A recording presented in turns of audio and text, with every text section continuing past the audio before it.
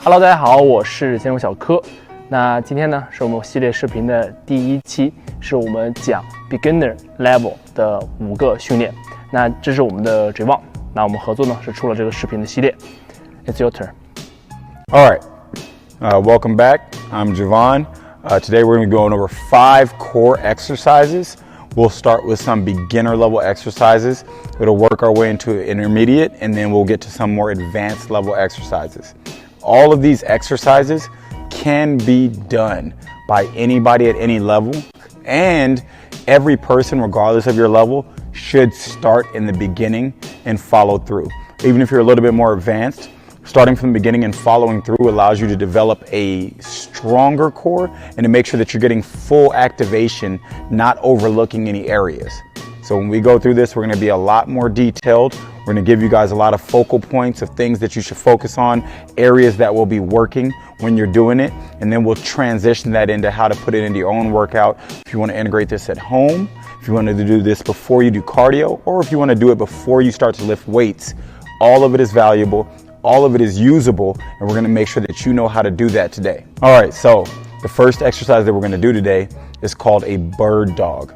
Now, you've seen a lot of people do this before, but what we want to focus on is making sure that we're getting the most out of the movement so that we properly, the right way, activate our core, address our postural issues to not only get our strength to work better, but to again avoid injuries, secure our joints, make sure that we're well protected and that we're getting the most out of it.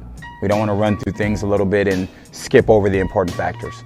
So, Kehan, if I can have you go into a quadruped position, which is 4 points of contact. He's gonna have his knees and his hands on the ground. You mind turning your face this way, Kehan? That is the opposite direction, but that is okay. So, let's start. When you're setting up the bird dog, what we first wanna do is I'm gonna have Kehan bring his hands in about 1 inch. You don't wanna be too wide. We wanna make sure that we are moderate shoulder width, and then I want him to bring his hands under his shoulders. So scoot the hands backwards, this way. Right there, good. Hands under the shoulder, and we're gonna make sure that our knees are under our hips. So once we get this position, what we're gonna do from here is we're gonna pull up through our abdominal region. So what Kehan's gonna do is he's gonna squeeze his core right there, tighten down right there, perfect. So now he's braced, he's engaged his serratus, his obliques, his rectus abdominis, everything is tight and engaged. And now I want him to take his elbows and turn them in. Good. So now we've engaged the core, but we're also engaging the lats. The reason we do this is because, yes, we think of the abdominal wall when we think core, but we have to think our body works together. The more that we can tie in our lats, we can get our arms to create elements of stability. We then can engage the glutes throughout the movement. The stronger activation we get in the core, which means the better work we get out of the movement. So again, we're tightening up everything. Our serratus, which is here, our obliques, our rectus abdominis is all tight, and our lats are tightened by rotating our elbows in. Now that Kehan is fully tight, his back is fully flat, core abdominal wall is there, we're gonna go ahead and just bring your knees in a little bit for me. Yep, there we go. Perfect. Again, we want everything. Knees are under the hips, hands under the shoulders, abdominal wall tight, lats are tight, everything is stiff, back smooth and flat. From this position, you're going to stick out your opposite arm and opposite leg. This is what we call cross-directional. What that means is that the movement patterns are opposite sides. They are across from one another. One key fact, our body is connected cross. Hold on real quick, Kehan. Our body's connected. So our left lat is attached to our right glute. Our right lat is attached to our left glute. So when we work cross-directional, it allows us to get a stronger contraction in our core, and we get to work against that rotation, squeezing in and supporting our spine. So Kehan, I want you to slowly lift your left arm up and kick your right leg out. But when you do this, make sure that your left hand is in a neutral position and thumb is to the sky. So slowly kick that out. Straight arm, thumb to the sky. A little bit higher and hold. So as you can see, Kayhan is flexing his right glute and his arm is there and it's extended with the thumb up. Now here are our correction points. Keep that glute flexed for me. From this point, we're gonna turn his hips over right there so we keep that flat position. Now that we've turned it over, that glute is a little bit more active. Make sure we keep that flat position, keep us here. Now from this point, squeeze this down. Right there, perfect. So we brought that flatness in the back, push that arm in, right there, lift that up a little bit. So this is tight, and you wanna hold this position so that you get comfortable with it. You're able to tax everything, keep all this tight. That glute is flexed, this lat is now released, and that glute, this lat should be active.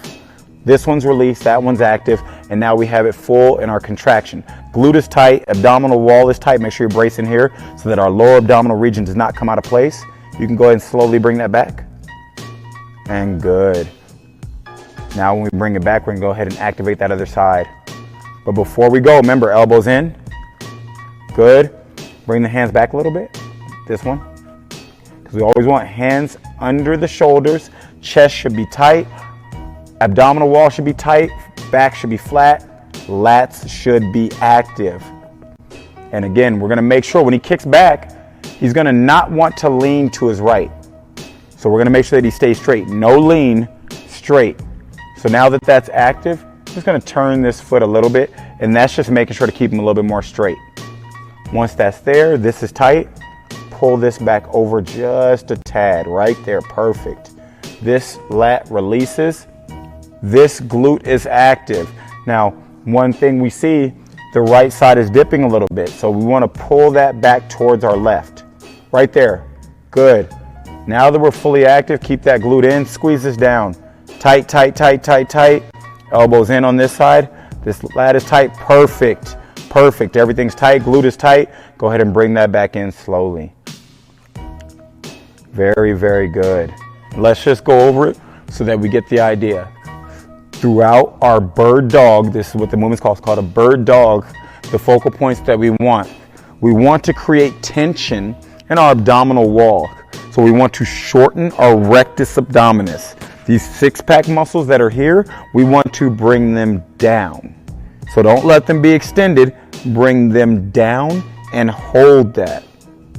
So throughout your movement, you don't want it to break. You want to hold that still so that our lower back stays flat. When we reach up, make sure that our hand is in a neutral position. Don't pronate or supinate. Neutral. Thumb to the sky. Everything's tight. Thumb to the sky, and it raises up. When we kick the leg back, the focal point would be to go straight back and flex the glute without tilting. This is bad. We want to make sure that when we kick it back, we flex and we make sure to turn into it. So then this abdominal side ends up being more active. That way, with that glute flex, we're going to get the hip extension, and we have to really work those lower abdominals. So from our lower abdominals, our psoas, all those little intrinsic muscles, we want them to grab and hold to prevent us from overextending and letting that back take the pressure that we don't want it to. One of the major things with limited core strength, at least from the front side, is the risk of back injury. So we don't want to have that to where we can't fully support ourselves.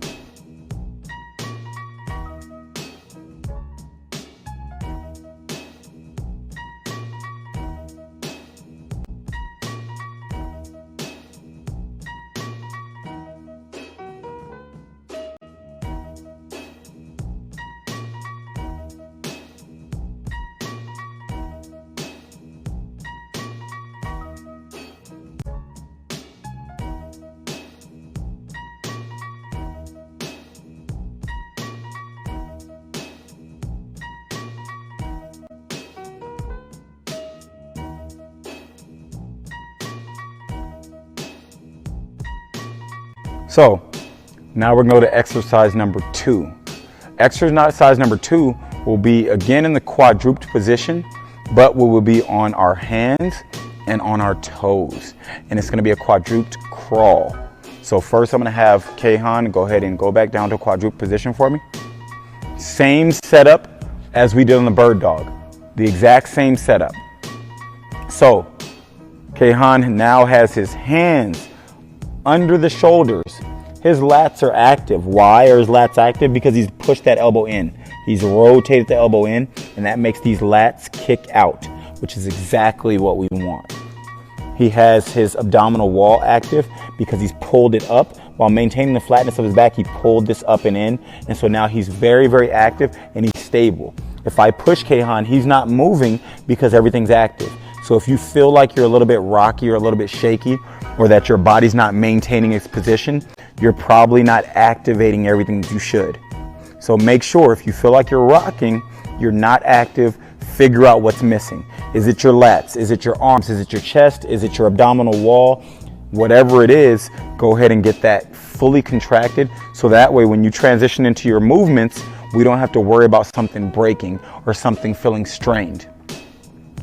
From this position, Kayhan, I need you to bring your toes under you. Don't move your knees. There we go. So from this position, he's going to hold. And what I want him to do is I want him to take his weight off the knees. So knees off the ground. Perfect. Perfect. So from this position, as you can see, Kayhan looks like a table. If you don't look like a table, you're not doing it right. Don't move for me, Kayhan. Stay tight. His objective is to keep the shin parallel to the floor. So the shin is parallel to the floor. Everything stays under. Now we're going to do a crawl. When we do the crawl, same as the bird dog with the cross direction, it's left arm, right leg, but each step is only about 2 to 3 inches. So Kayhan, when you go forward, very small steps so that you keep everything in close. Go ahead. Close movement. Good. Don't let the hips turn side to side. Go straight.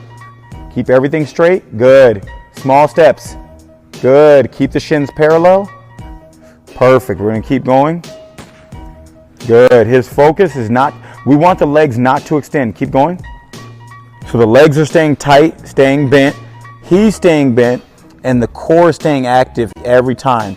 Don't move the hips. Small steps. Keep going. This is a very tough movement. It looks easy, and a beginner can do it. Just understanding the distance that you go may not be as far. It's not complicated. Anybody can do this, from the advanced person to the novice, someone who's very new to exercise. The key is to maintain the integrity of the movement. What that means is don't compromise. If you feel like you can go 2 feet, go 2 feet. Take a break. Do it again and do it right. Don't let your legs overextend. They always have to stay in tight. You don't want your legs to go too far back. Don't let your arms reach out. We're losing our abdominal wall tension. The idea is to keep everything in close with minor movements, keeping braced and our core active. As we do so, we're going to strengthen not only the tension in our abdominal wall, but we're going to allow our body to transfer energy and create movement more efficiently. As we do that, that's what protects us in our lifting and our everyday movements, whether we're just walking outside, we're moving furniture, whether we're moving from one house to the next. We have to make sure that we can move with support.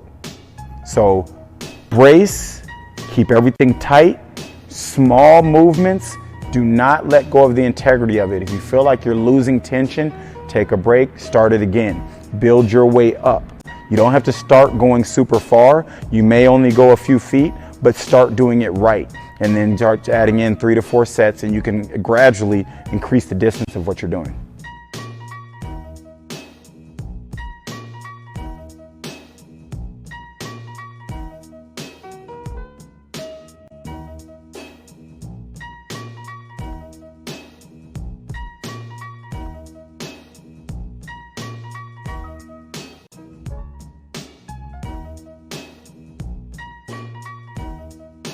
All right, guys, so now we're gonna move on to exercise number 3. Exercise number 3 will be the dead bug. You may have seen this before. We're gonna make sure that we cue it for you right. The dead bug is an advanced movement that a novice can do. What do we mean by that? We mean that the difficulty of it is going to be variable. The longer that we make the distance, the harder it will be. The shorter we make the distance, the easier it'll be, but it still will challenge you. And if you do this right, this is my personal favorite abdominal wall builder. This is my favorite core exercises. Everyone is valuable, but this is the one that I love to do the most. Now, when we set up this movement, think of what we did in the bird dog. We were quadruped, hands under shoulders, knees under the hips. We're gonna do the same thing, but we're gonna flip it and be on our backs. So if Kayhan, if you can lay down for me. So, exactly. Where are our focal points? When Kayhan is here, I want his hands right at the shoulders. Perfect. We're gonna bring his feet up. Why? We want it to be at a 90-degree angle. So a perfect 90, and this is gonna be in just a little bit, right there. Perfect 90, right at shoulder height. So 90-degree means this is just flat, okay?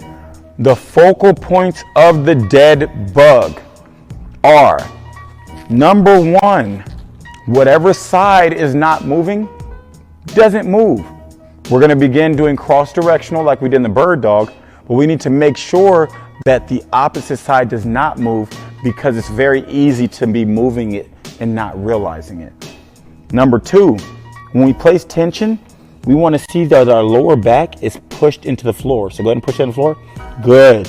That is key. If this is not pushed into the floor, you're not gonna get enough tension through your abdominal wall.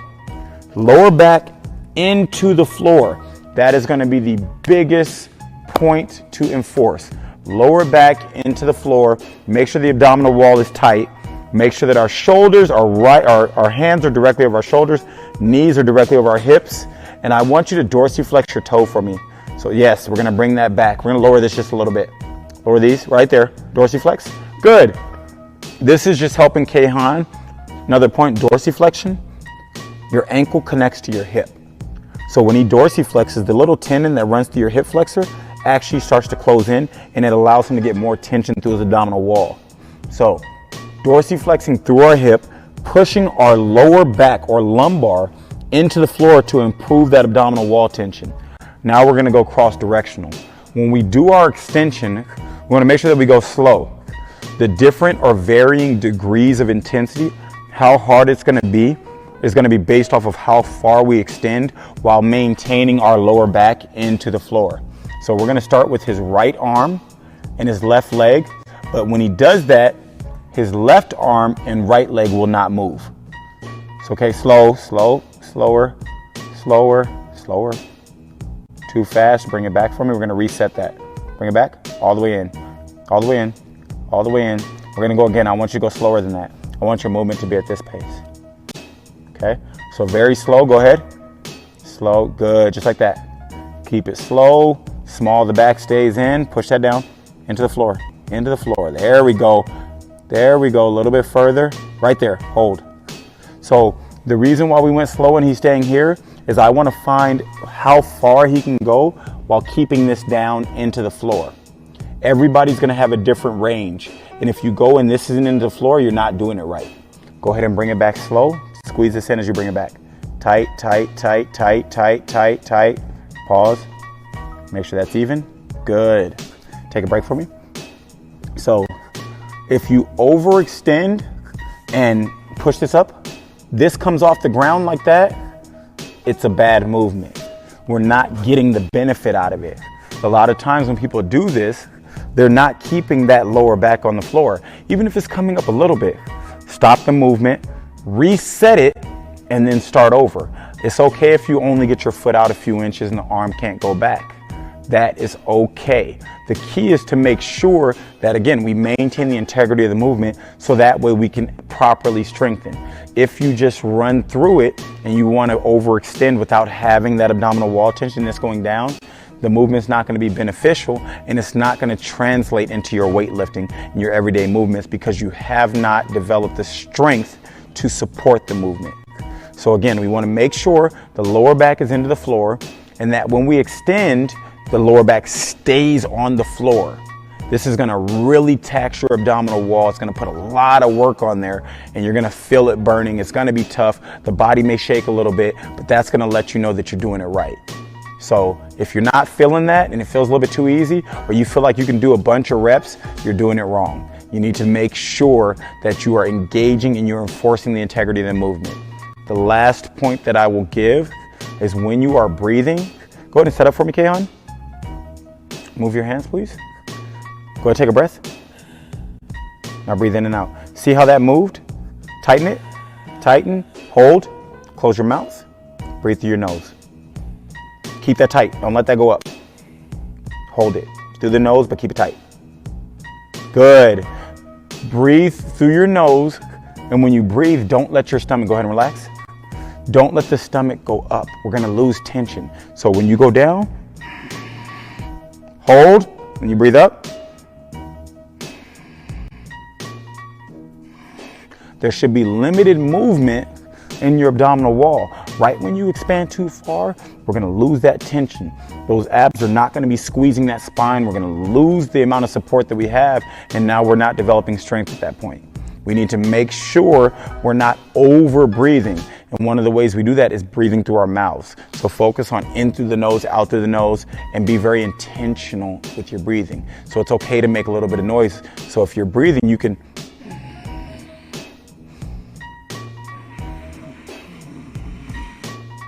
so that way you can squeeze harder, but you're getting in tune with your body. Connect the mind to the movement so that way our activation is a lot higher and it doesn't take as much for us to get that much out of it. It's not so much about 1,000 reps, it's about doing it right. And then we keep accumulating that. If we get 2 or 3 good reps, that is better any day of the week than 20 bad reps. Again, we don't care how many reps you do, we care about how many reps you do right.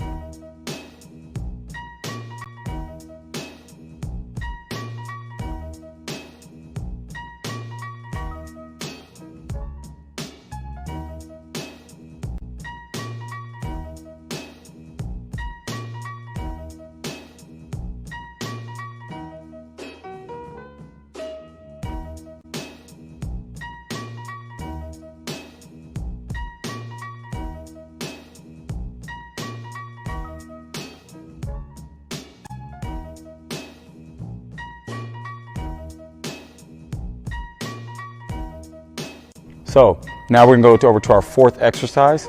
In the 4th exercise, we're gonna do what I like to call toe pushes. It is with a short leg extension, and we're gonna push through the toes while maintaining our dorsiflexion so that we can properly extend our abdominal wall while maintaining that tension. We're gonna start this from a dead bug position just so that we develop a certain level of activation and we have a base to start our movement. From that position, we're going to remove our hands out of there. So the hands will not be a dynamic, they will be a lowered element. And then we're going to go into the toe pushes. So I'm going to start by having Kayhan go ahead and lay down on his back. This is what we call a supine position. Laying on your back. And then first, to start the movement, I want him to go into dead bug position. Arms will be up. Perfect, perfect, perfect. Make sure the hands are directly above the shoulders. We're in a neutral hand position. Neutral meaning his thumbs, if he were standing, will be pointing upward. From this position, we're going to bring the knees in just a little bit. Right there, right there. Perfect. That's where we're going to be. Small of the back needs to be pressed into the floor. Small of the back into the floor. Squeeze, squeeze, squeeze, squeeze. Good. From this position, once we have that held, everything's tight, everything's tight. We're going to slowly bring the hands down. Go ahead and turn those in. Hands stay down to right there. Good. Keep it right there, right above the ground, right above the ground. That's what we want. Small of the back maintains our tension. Head is on the floor. Good. From this position, he wants to maintain his abdominal wall tension, keeping the small of his back on the ground. So he's really, really rounded in there. And what he's going to do is he's going to start pushing his feet into my hands. Go ahead and kick out. Come on, keep going. Keep going. Out, out, out. Keep the small of the back onto the floor. Keep going. Keep going. Keep going. Keep going right there and take it back. Slow. Look at where my hands are. Look at my hands. Now kick towards my hands. Slow. Keep the abdominal wall tension. Good. Take it back. Slow. Very good. Let's do 2 more. So when he's kicking, I'm not having him go straight. He's staying up just a little bit. Good. And back. The reason why we're staying up is that we want to work our way into it. As he progresses, he can go a little bit lower, but to start, you want to be somewhat up in your kicks. and bring it back and relax. Perfect. What was our focus? Our focus was maintaining the tension of our abdominal wall from the dead bug position, which means the lower back is into the floor, core is braced. When he extends his legs, the hips are no longer assisting with full capacity to help brace that. When the hip comes in, let me see your leg, it's easier to crunch. These abdominals crunch when this goes in, but they let go when this goes out. So when he extends, he has to work twice as hard to bring his rectus abdominis down and keep his ribs tied down and his lower back into the floor. So the nature of the movement is to extend so that the hips cannot help the abs, and now you have to work them and contract them harder so that they develop proper core strength without the assistance of your legs. Now the legs will be used when you're doing other movements, but the stronger we can make this, the more that we can help this assist the hips and legs, not just the hips and legs assisting this.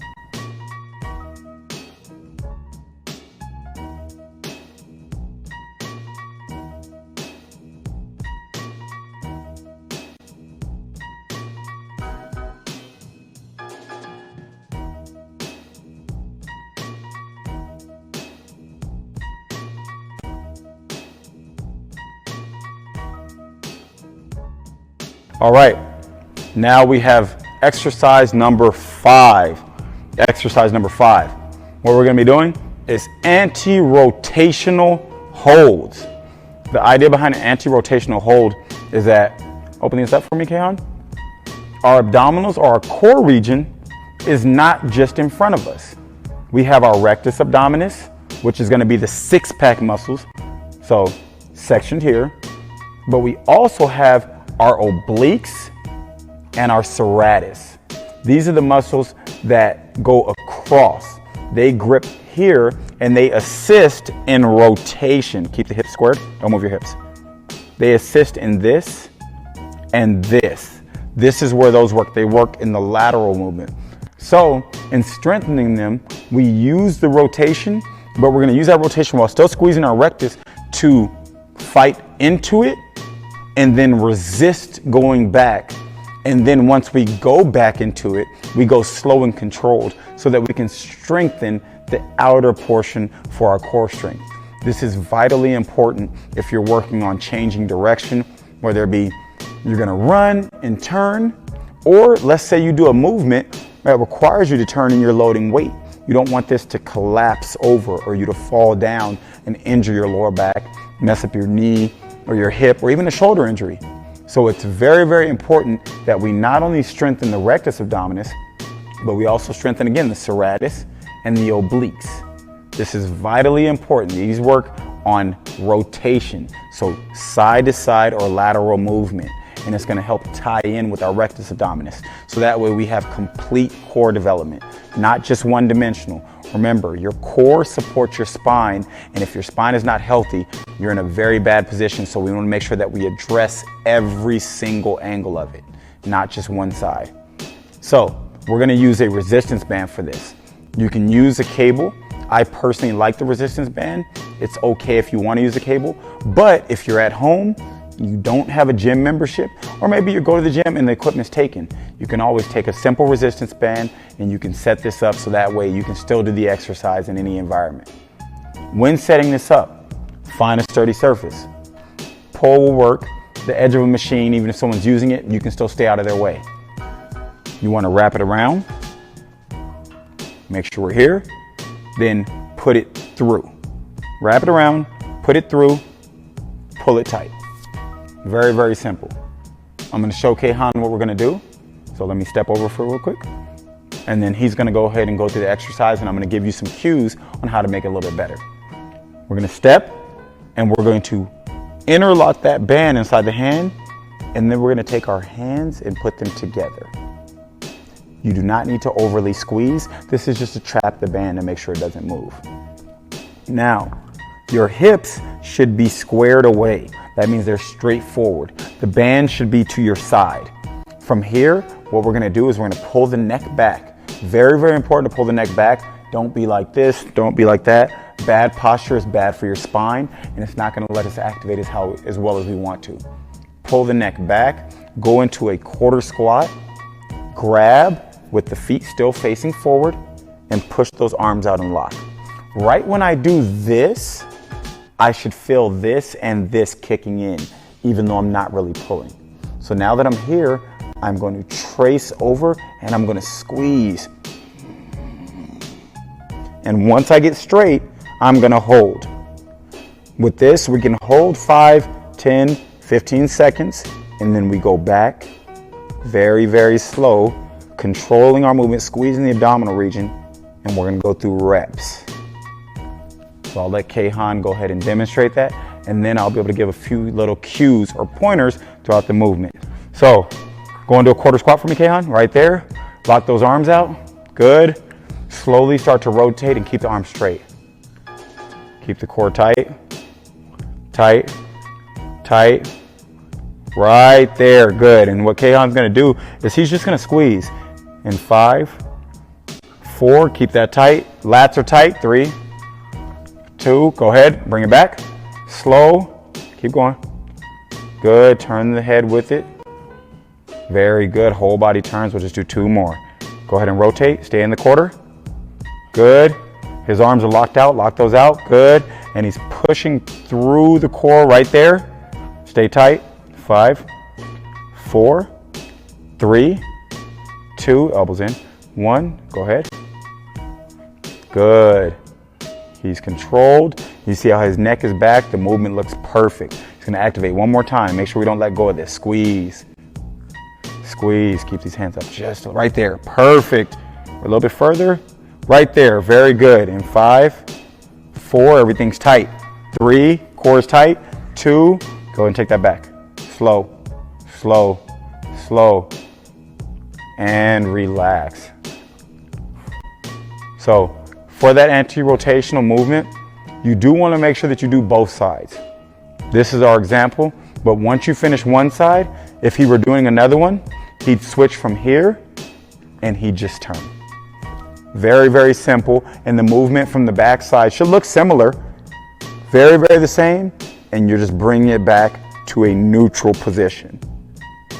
So we want to make sure that we tax both sides because the resistance is going to pull, and we don't want to be uneven. We don't want to overdevelop our left side and not develop our right side. So it's very, very key to make sure that you address both sides when using this anti-rotational movement.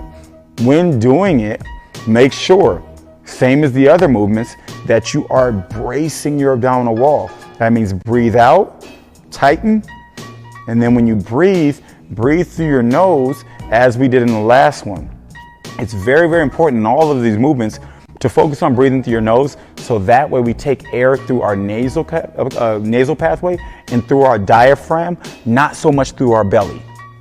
Our nasal pathway is much more efficient, and it's made to take in air more efficiently. That's how we're supposed to breathe. This is more secondary, your mouth.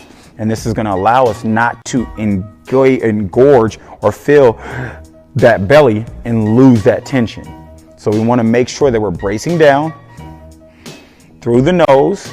We're making sure not to push our stomachs out. And when we rotate, feel through the movement. Don't just pull and hold. Feel through the movement. Feel the abdominal wall, the serratus, the obliques rotating you. Take your head with the turn and then hold. And when you hold, brace down a little bit more. As you brace down more, you'll feel them kicking in from the outer portions. So that way you're actually working what you're trying to work. One big thing that we see when people are exercising is that they may be intending on working one muscle group or one area, but because they're not focusing on the movement, they're losing integrity and they end up working something completely different. So when you're doing these movements, it's very good to maintain the integrity, make sure that the intention behind the movement is never compromised, so that way you don't lose the value of the movement. It's very easy to take this and just start working our shoulders and our back, which is not what we want. That's a whole different exercise, and there's other videos and other things we can show you to make sure that when you do want to work your shoulders and back, you're going to do it properly. But right now, we're going to focus on the core, so that way when we do get to other movements like shoulders or back or anything of that nature, you're gonna do it and be protected, and then you can really get a better workout out of those other focuses.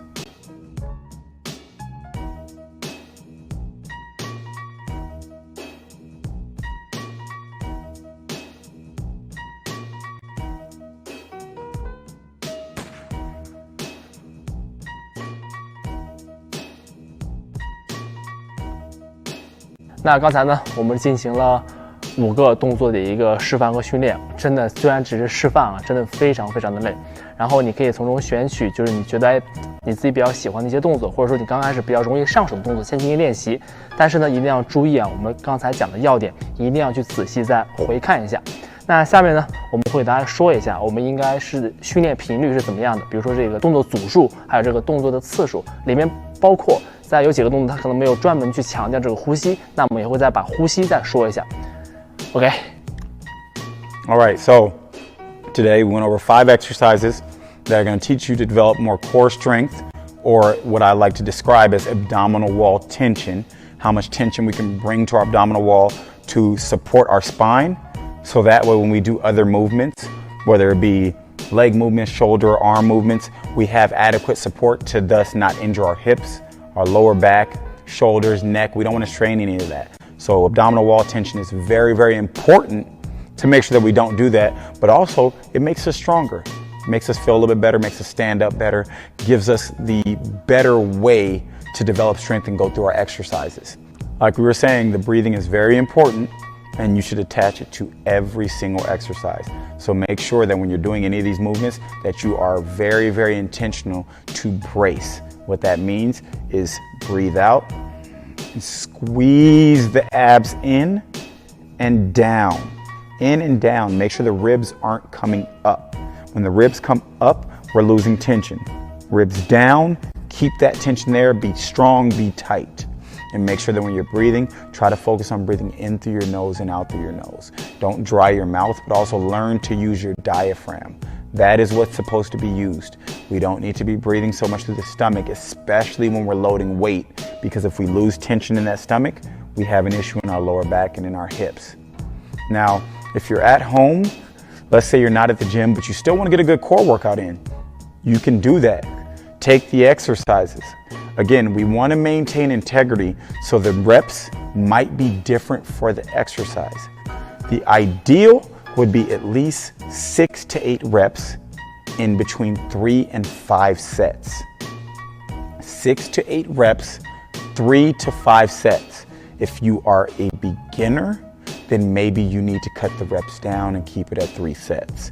The more you get advanced, you can do more sets, all the way up to 5 sets. But make sure that if you're gonna do that, you're not speeding through the movements, you're not going fast. It's not a race. What it is control. It's time under tension, making sure we get proper activation, so that way we do not have to do 20 and 30 reps. The rep count may seem low, but when you do it properly and you're bracing properly, you're gonna get a lot more out of it than doing something else high rep. Also, and lastly, if you're in the gym and you want to integrate these core workouts into your movement, which I highly recommend, when you're in the gym, go ahead and take at least 3 of the core exercises and apply them before your weightlifting. That means before your weightlifting, after you do your warm-up, go ahead and knock out 3 of the core exercises, do at least 3 sets each, so that way you properly prepare yourself to lift weights. Remember, lifting weights is a privilege, and with every privilege, you have to be responsible. If you're gonna lift and you're gonna load weight, make sure that you protect yourself. By doing at least 3 of these with 3 sets, it's gonna really help support your lower back, protect your shoulders, and put you in a better position to make sure you're not getting injuries. Okay, thank you so much, Yvonne. So, 让我们去期待第2部的一个视频，好吧？今天我们视频到这里，希望你能练得愉快，拜拜。